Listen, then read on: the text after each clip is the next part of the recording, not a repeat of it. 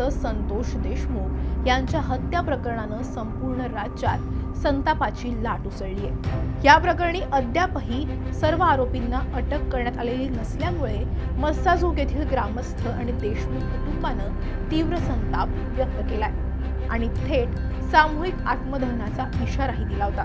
संतोष देशमुख यांचे भाऊ धनंजय देशमुख यांनी आज पाण्याच्या टाकीवर चढून आंदोलन केलं, त्यामुळे मस्साजोग येथे तणावाची स्थिती निर्माण झाली होती। या आंदोलनादरम्यान पोलिसांचाही मोठा फौजफाटा तैनात करण्यात आला होता।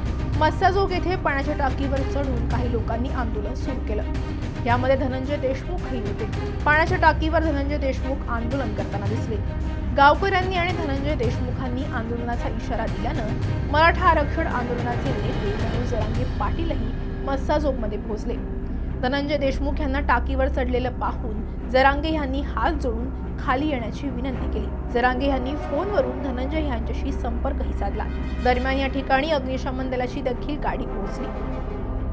धनंजय देशमुख यांना खाली उतरवण्याचे प्रयत्न सुरू असताना पोलीस अधीक्षक देखील घटनास्थळी दाखल झाले। यावेळी लोकांनी पोलिसांवर आक्षेप घेत घोषणाबाजीही केली। पोलीस बघ्याची भूमिका घेत आहेत आणि आरोपींना अटक करत नाहीये असं म्हणत घोषणा देत नागरिकांनी पोलीस अधीक्षकांच्या अंगावरती बांगड्याही फेकल्या। अखेर 2 तासानंतर धनंजय देशमुख हे पाण्याच्या टाकीवरून खाली उतरले आणि मनोज जरांगे यांची भेट घेत त्यांना अश्रू अनावर झाल्याचं पाहायला मिळालं।